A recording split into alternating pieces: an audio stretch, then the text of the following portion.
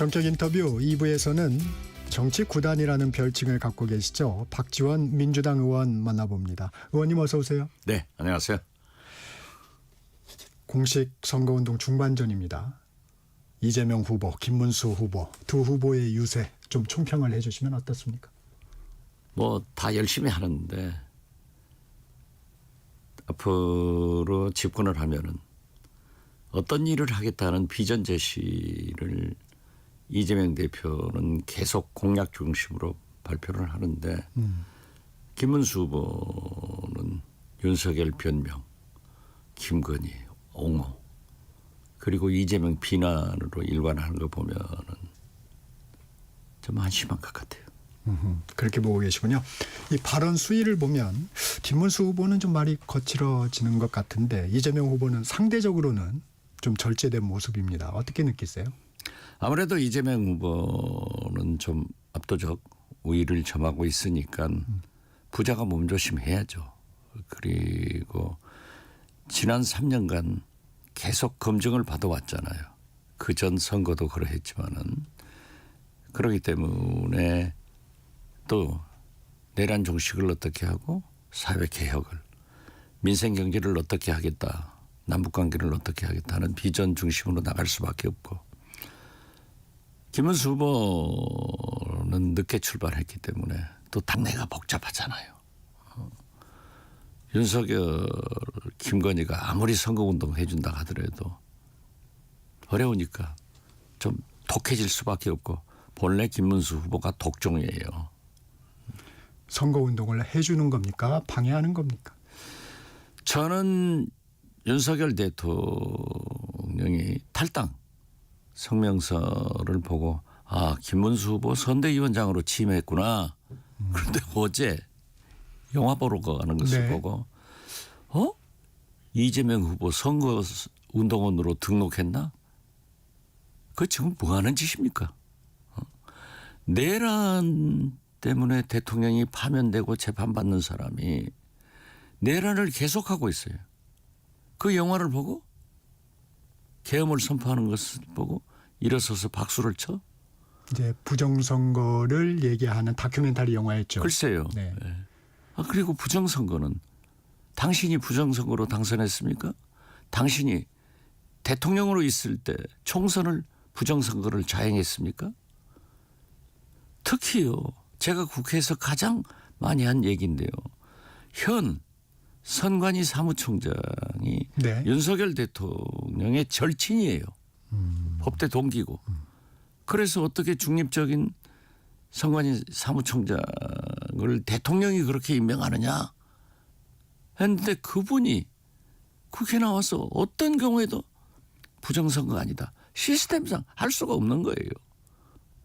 이상한 분이죠.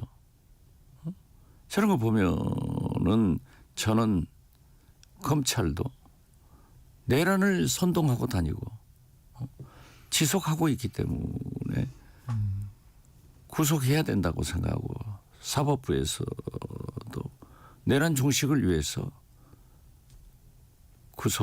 법정 구속을 해야 된다고 생각합니다. 저 사회하고 격리시키지 않으면요. 우리가 부담해야 될 국민적 정신 건강은 물론 경제적 국가적 손실이 얼마나 커요. 재구속해야 된다. 그 당연하죠. 검찰과 사법부는 반드시 재구속해서 윤석열을 우리 사회와 국민들과 격리시켜야 된다. 저는 그렇게 말씀드립니다. 의원님께서는 이재명 후보의 대선 득표율을 60%로 예상하셨던데 이제 당에서 득표율, 낙승, 압승 이런 언급 좀 하지 말라고 지금 지시를 했다고 해요. 왜 그렇습니까? 이재명 후보도 조심하자. 선거와 골프는 고개를 쳐들면 진다. 겸손 모드로 가고 네. 또 김대중 대통령도 민심이라고 하는 것은 조석변이다. 그렇기 때문에 겸손해라. 실수하지 마라. 그런 의미에서 한 조치고 그 박찬대 대행께서 그렇게 말씀하신 것은 혹시라도 오만하게 보일까 하는 것을 미리 방지하는 좋은 조처였다고 생각합니다. 제가 그 전에 얘기한 거예요. 의원님 얘기를 듣고 저래서는 안 되겠다 그런 거 아닙니까? 물론 그럴 수도 있겠죠. 그렇지만은 저는 당에서 그렇게 조심하자 했기 때문에 당연히 따라야 되지만은 저는 그 생각을 아직도 유지하고 있습니다. 네. 왜 그러냐 하니까는 처음부터 지금까지 계속되는 여론조사를 보면은 이 판국에 정권 교체를 하자 하는 국민이 55%예요. 그리고 정권을 유지하자 하는 측이 35%예요. 그런 거 보면은 한 60%, 30%로 갈 거다 이런 예상을 한 거지. 네. 이 얘기 하나 여쭤볼게요. 김문수 후보. 방탄조끼 입고 방탄유리 치는 사람이 대통령이 되셔야 되겠나라는 취지로 이재명 후보를 비판하고 있습니다. 제가 총 맞을 일이 있다면 맞겠다며 경찰 경호 인력도 줄여라. 철수해달라. 뭐 이런 얘기도 전달했다고 합니다. 이런 경호 비판에 대해서는 어떻게 생각하세요? 아주 위험한 얘기고요. 좀 치기가 있는 것 같아요. 김문수 후보가. 잘 아시다시피 저도 청와대에서 대통령을 5년 모셨습니다마는 국가 원수의 안위는 국가안보 1호다. 그렇게 하는 거예요. 그렇기 때문에 대선 후보도 국가에서 경호를 해주는 겁니다. 자 보십시오. 케네디 대통령 로버트 케네디 법무장관 어떻게 가셨습니까? 아베 일본 총리가 어떻게 갔습니까? 그리고 실제로 우리나라에서도 YS, 박근혜, 이재명 다 당했지 않습니까? 그렇기 때문에 경호를 하는 겁니다. 대통령이 총 맞으니까 아주 위험한 발상이에요. 그리고 우리나라에서도 네. 김영삼, 김대중 다 방탄유리 그런 물건 쓰고 방어했고요. 김대중 대통령도 방탄조끼 입었습니다. 그렇기 때문에 대통령 후보가 또 대통령 돼서는 필요한 경호를 하는 것은 반드시 국가를 위해서 할 일이다. 그런데 김문수 후보는 아직 준비가 안 된 것 같아요.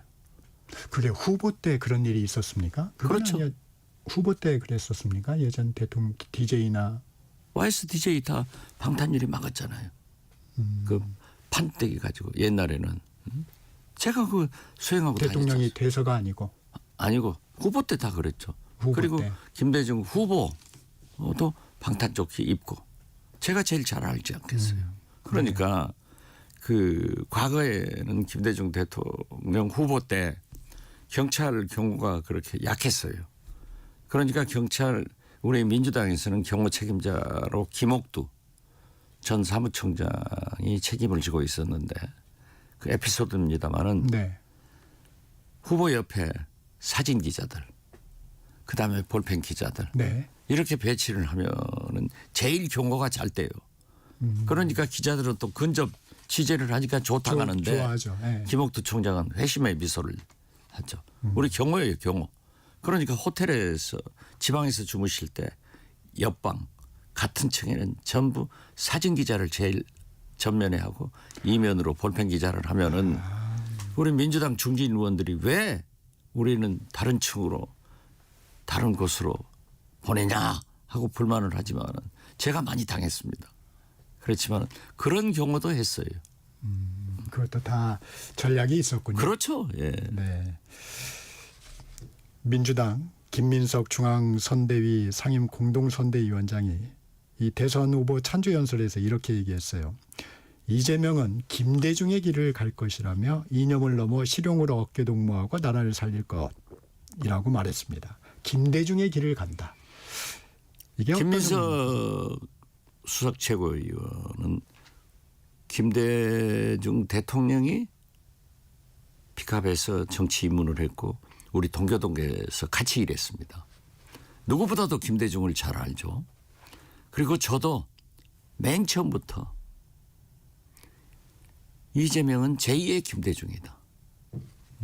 기류의 김대중을 보았는데 기류의 이재명은 김대중이 환생해서 부활해서 돌아온 김대중이다. 이런 얘기를 강조했는데 실제로 보면은 폴린 팔리시 미국 외교 잡지에서 보도한 바에 의하면은 또 제가 만난 고위 미 관료 외교관도 이재명 후보를 DJ하고 똑같더라. 그리고 굉장히 실용적이더라. 한미 관계와 한미일 공조 관계를 너무나 잘 알고 있고 친중이 아니더라. 이런 얘기를 하고 있고 그 내용이 실질적으로 포린 팔리시의 보도가 됐습니다. 그렇기 때문에 저는 이재명은 제2의 김대중이다. 김민석 수석 최고위원의 말씀과 똑같습니다. 그러니까 실용으로 가겠다는 그 얘기가 그렇죠. 이제 김대중의 길도 실용이었다. 그렇죠. 그러니까 미 국무성에서도 평가하면서 그랬잖아요. 이재명은 실용주의다. 이런 얘기를 했어요. 그러니까 김대중 대통령이 제일 잘 쓰는 희호가 실사우시 아니었어요. 그래서 그 살아온 궤적도 탄압 박해받은 또 모략받은 그러한 내용도 이재명과 김대중은 동일성이 있고 그 실사구시의 실용적 생각도 같더라고요. 김민석 위원장이 예전에 이재명 후보에 대한 책을 낼 때인가요? 그런 얘기를 했어요. 이재명 후보는 86 운동권과는 다르다. 이 얘기는 좀 이제 김민석 후보 김민석 최고위원이 네. 운동권 아니에요. 네, 그렇죠. 그런데 이재명은 소년공 노동자 아니었어요? 거기에서 중앙대학교 고시반에 들어가서 중고등학교를 다니지 않은 사람이에요. 고시에 합격했단 말이에요. 흑수저가 금수저가 됐어요.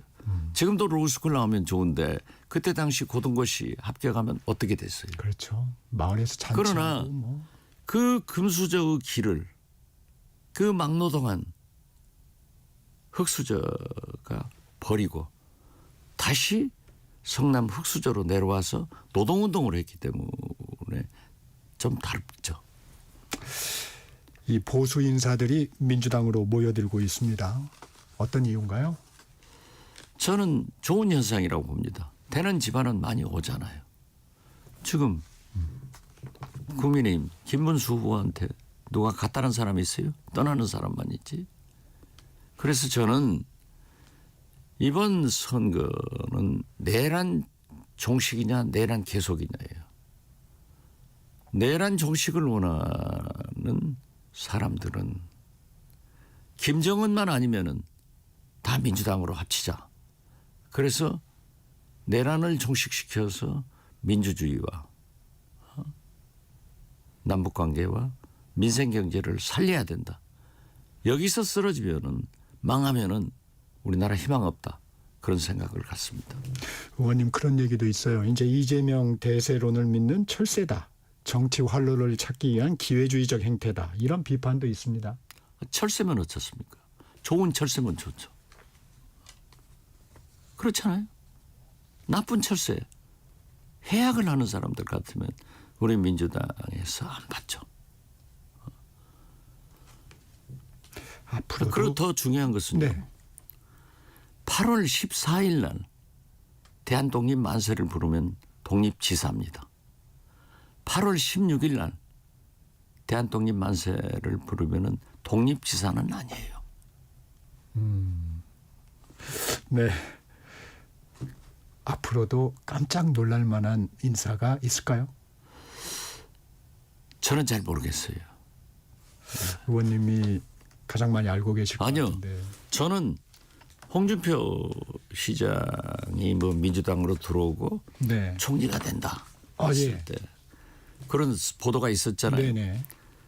그것은 홍준표 시장도 손해고 우리 민주당도 손해다. 아 오히려 플러스가 아니고. 그렇죠. 정치란 게 꼭 그렇게까지 얘기까지 할 필요 없어요. 그건 구정치죠. 저는 이재호 장관하고 아주 가깝습니다. 네. 엊그제도 전화했어요. 너 이런 소리가 있던데 민주당으로 오냐? 형님 오지 마라. 무슨 영화를 본다고. 우리가 나이 들어서 바른 길로 가자. 그런 얘기를 나눴어요. 물론 어떤 의미에서 보면은 왜 영입 안 하냐? 이재호 장관 같은 분이 지금 얼마나 바른 말을 하고 있어요. 그러나 그분들은 거기에서 기왕 보수를 살리는 그런 정치를 하는 게 필요해요. 그래서 저는 개나 고동이나 다 오지도 말고 받지도 말자. 그래서 저는 오히려 우리 민주당이 집토끼도 중요하지만은 집 나간 집토끼도 좀 받아들이자. 그래서 그러한 얘기를 하고 있고 산토끼들 지금 많이 들어오고 있으니까 더 많이 받아야죠. 그렇지만은 거듭 말씀드리지만 내란 종식을 위해서는 내란을 반대하는 그런 분들은 김정은 빼고는 다 함께 해야 된다니까요. 집 나간 집토끼라 하면 새미래민주당 염두에 두고 계신 건가요? 물론 그런 분들도 있죠. 그렇지만 그분들이 반성하고 민주당과 이재명을 위해서 헌신하겠다. 내란 종식을 위해서 함께하자. 그러면 받자. 이런 생각을 갖고 있습니다. 이재호 전 의원님한테 통화를 하셨다고 그러는데 사실 좀 영입을 해달라 이런 요청이 있어서 하신 건 아니에요? 아니에요. 저 그렇게 정치 안 합니다. 흔히 저를 보면은 뭐 정치 구단이다, 달인이다 해서 별걸 다 할 것 같지만은 제가 그렇게 정치 안 합니다. 그러면 안 돼요. 홍준표 전 시장 얘기 좀 해보겠습니다. 말이 나왔으니까. 하와이 국민의힘은 하와이 특사단까지 보내서 홍 시장을 설득을 했는데 민주당과 손잡는 일은 절대 없다고 얘기했다고 합니다. 앞으로도 그러면 연대 가능성은 없는 건가요? 바로 방금 직전 서로에게 도움이 안 된다. 여기서 인터뷰한 유상범 의원을 스튜디오 네. 밖에서 만났습니다. 네. 휴가 잘 다녀왔어? 홍준표 시장의 정치는 진짜 기가 막힌 사람이에요. 대구시장을 할 때는 손가락이 바빠가지고 다 국민들은 여의도 있는 걸로 알고 있어요. 대통령 후보 때는 입하고 손가락이 바쁘더니 하와이 가서는 넥타이까지 바쁘더라고요. 지금 현재 보면은 얼마나 잘 이끌고 있냐 하면은 김문수 후보보다도 오히려 TV 방송에 나온다고요. 저는 홍준표 전 시장은 이번 대선은 보수가 괴멸한다. 이걸 잘 알고 있어요. 또 그러기 때문에 저는 처음부터 이번에 대권 주자들은 대권이 아니라 자기 당권을 목표로 하고 있다. 괴멸하면은 진짜 새로운 보수가 탄생해야 되는데 그때 내가 대표로 들어오겠다.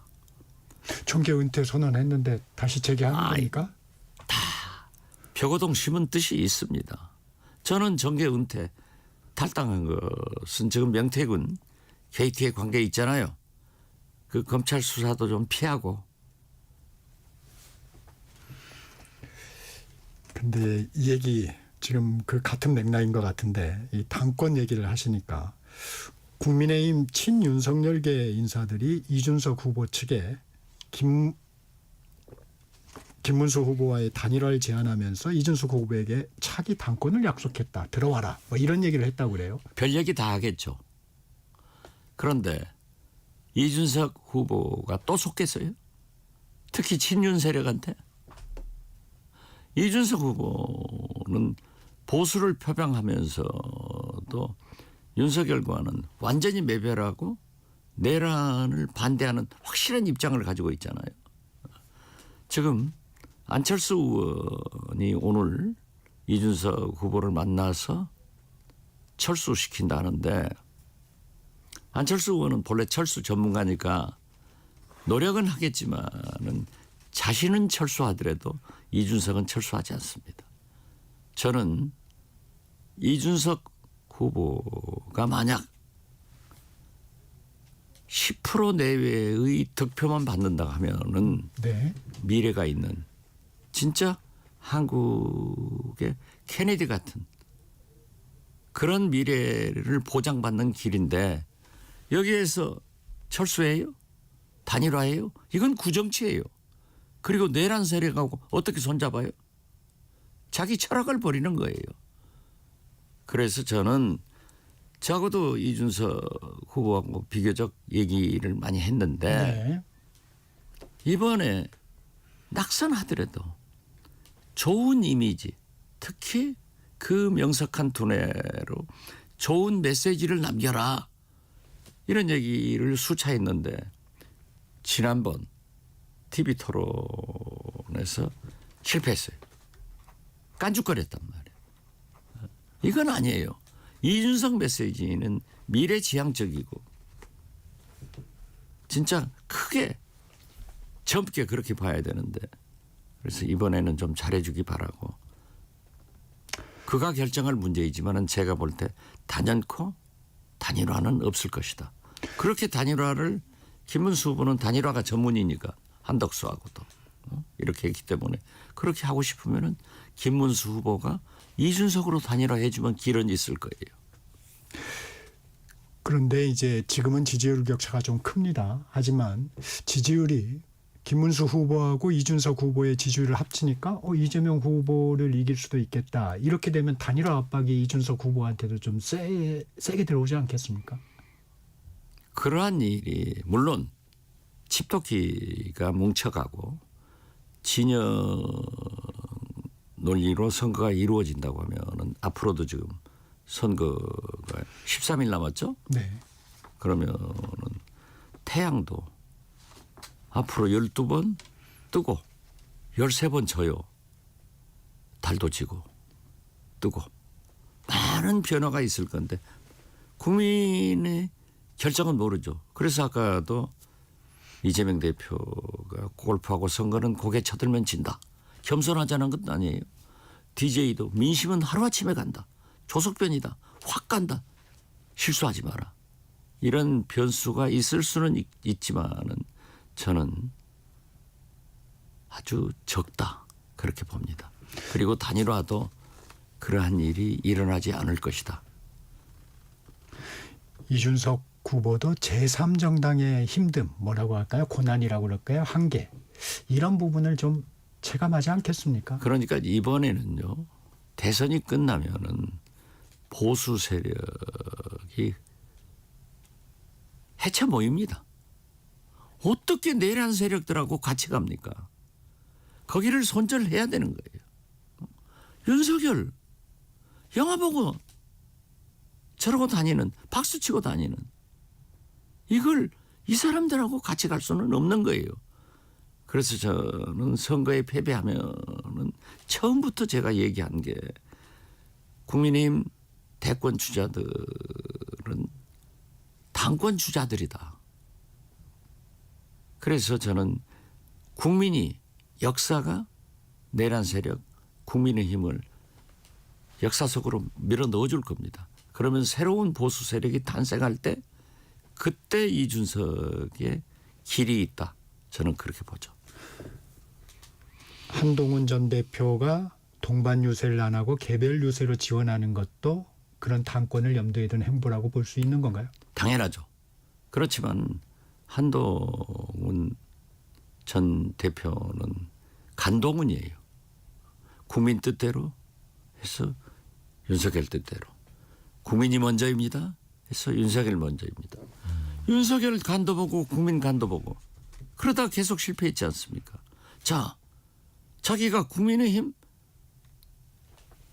대선 운동을 한다 하면은 당당해야죠. 김문수 옷 입고 우리 당에서 후보로 나왔기 때문에 도와주십시오. 그러나 분명히 내란 세력과는 손절하겠습니다. 이렇게 얘기를 해야지. 옷도 안 입고 자기 당권 자기 파 의원들 지역만 간대요. 이건 정치 아니에요. 그러니까 검찰 정권의 한계를 윤석열에 의해서 한동훈도 노정시키고 있어요. 그러나 저는 한동훈 전 대표가 그래도 18명의 의원을 보내줘서 의원식 국회의장이 계엄을 해제했고요. 또 더 중요한 것은 8명을 사실상 보내줘서 윤석열을 탄핵한 그 공로는 인정합니다. 역사도 평가할 거예요. 그렇게 가야지. 간보고 간동은 돼 가지고는 안 돼. 지금도 마찬가지 아닌데 말이에요. 그런 비판 때문인지 어제는 번호가 적힌 옷을 입고 김문수 후보를 외치긴 했습니다. 그렇게 해야죠.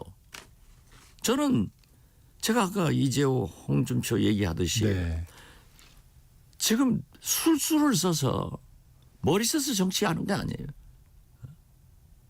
가슴으로 해야지. 알겠습니다. 김용태 국민의힘 비대위원장이 배우자 TV 생중계 토론을 제안했어요. 이건 어떻게 보십니까? 대통령이 배우자가 나왔습니까? 물론 혹자들이 그러대요. 이재명 후보 부인 김혜경 여사. 김혜경 여사가 배우자도 가족도 검증해야 된다라고 말씀하셨다고. 언론에서 국민이 상대 당에서 검증하면 되는 거지. 뭐 세계 유례 없습니다. 또 그리고 김용태 비대위원장도 그러면 이준석 후보는 자기 어머니 모시고 나오나? 그 말도 안 되는 제안을 하는 것은 그러니까 역시 젊음의 패기도 중요하지만은 구상유치한 그런 발상이죠. 구상유치한 발상이다. 조금 전 박지원 의원이 언급한 여론조사 개요 말씀드립니다. 정권교체 55%, 정권유지 35%에 딱 맞는 여론조사는 최근에 없어서 최근 조사된 결과를 알려드립니다. 리얼미터가 에너지경제신문 의뢰로 지난 14일에서 16일까지 전국 18세 이상 유권자 1,509명을 대상으로 차기 대선주자 적합도를 조사한 결과 민주당 등 야권의 정권교체를 지지한 비율이 55.6%, 국민의힘 등 범여권의 정권 연장을 원하는 비율은 39.5%를 기록했습니다.